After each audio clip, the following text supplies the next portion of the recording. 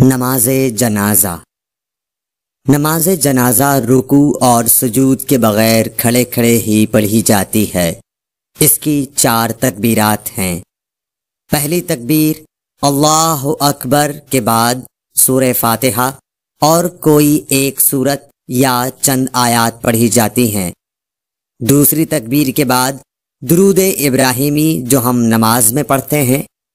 تیسری تکبیر کے بعد میت کی مغفرت کے لیے وہ دعائیں پڑھی جاتی ہیں جو نبی صلی اللہ علیہ وسلم سے منقول ہیں، اور چوتھی تکبیر کے بعد سلام پھیر دیا جاتا ہے۔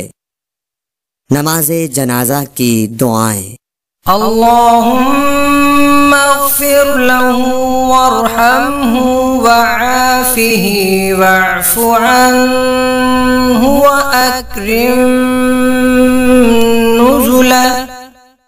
نزله ووسع مدخله واغسله بالماء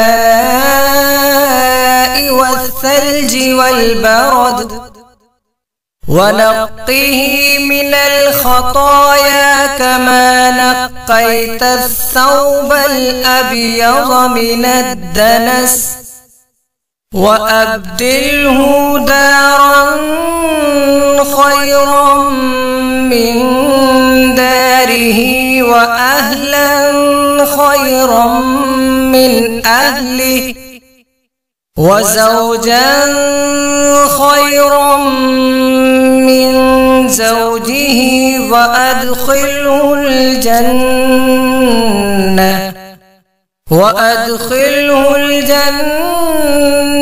وأعذه من عذاب القبر ومن عذاب النار۔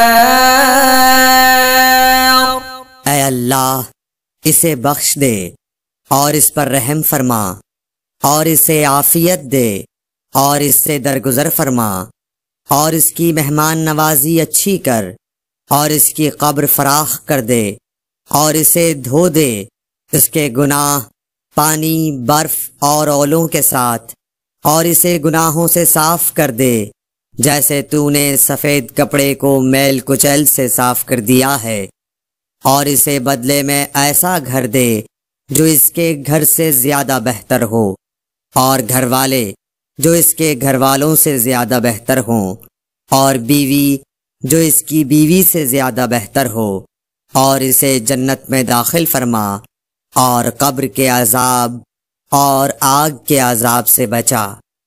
صحیح مسلم حدیث نمبر 963۔ اللهم اغفر لحينا وميتنا وشاهدنا وغائبنا وصغيرنا وكبيرنا وذكرنا وأنثانا، اللهم من أحييته منا فأحيه على الإسلام، ومن توفيته منا فتوفه على الإيمان، اللهم لا تحرمنا أجره ولا تضلنا بعده۔ اے اللہ، ہمارے زندہ اور فوت شدہ کو، ہمارے حاضر اور غائب کو، ہمارے چھوٹے اور بڑے کو، ہمارے مرد اور ہماری عورتوں کو معاف فرما دے۔ یا الہی، ہم میں سے جسے تو زندہ رکھے اسے اسلام پر زندہ رکھ، اور ہم میں سے جسے تو فوت کرے اسے ایمان پر فوت کر۔ اے اللہ، ہمیں اس میت کے اجر سے محروم نہ کرنا، اور ہمیں اس کے بعد گمراہ نہ کرنا۔ سنن ابن ماجہ حدیث نمبر 1498۔ اللہم ان فلان ابن فلان فی ذمتک وحبل جوارک فقیہ من فتنة القبر وعذاب النار وأنت أنت أهل الوفاء والحق فاغفر له وارحمه إنك أنت الغفور الرحيم۔